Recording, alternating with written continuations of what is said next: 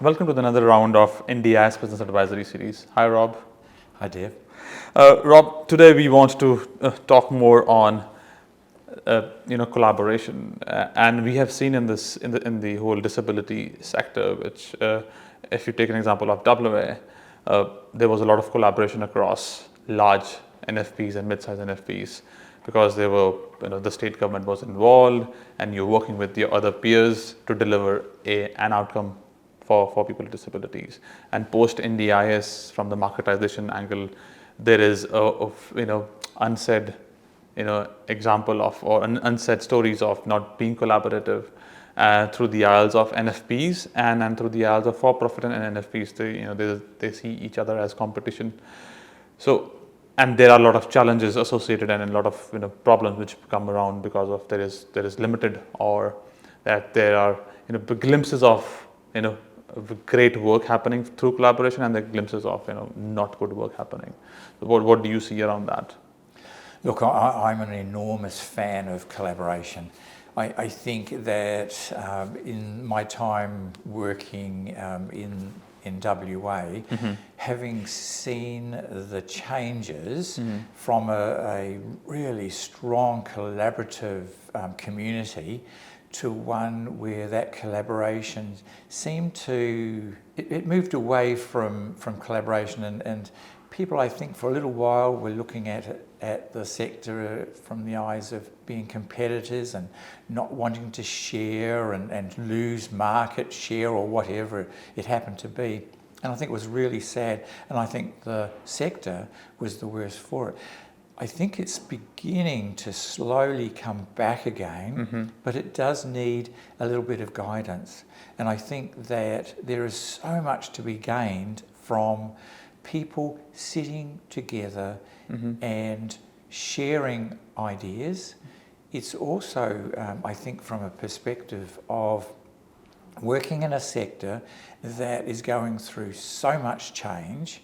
Sometimes, especially if you're an emerging business within the NDIS, I think you can feel quite alone. And I think too, sometimes you think that it's only your organisation that's experiencing certain challenges that you're going through.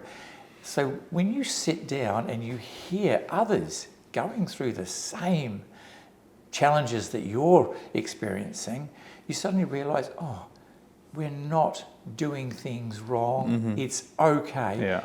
But you can also get to learn from others. How did they approach and overcome a particular challenge? And we have in the collaboration space and there are multiple level of, because the large not-for-profits in the state, they've been here for long. There's a lot of intellectual capital accumulated across the years. There's so much learnings and so much of understanding of delivery model or the service model, and understanding of participants on the other side. And whereas early stage NDIS providers and a mid-size or a new age NDIS providers who are primarily for-profit, and they're also bringing a lot of innovative ideas to the fore.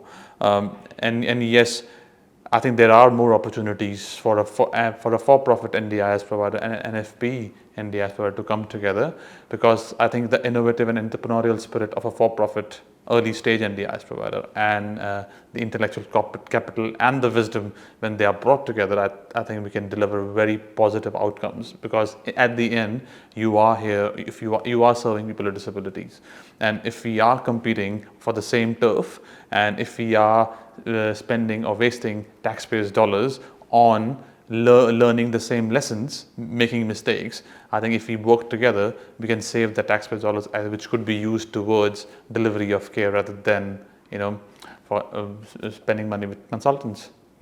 I totally agree, Dev, and I think that there is so much learning to be had from sharing, especially for those early stage people. Bringing new ideas, and one of the challenges within the NDIS that's been that's come to the fore has been that the pricing is actually counter to innovation, and I think that is an interesting area to further investigate.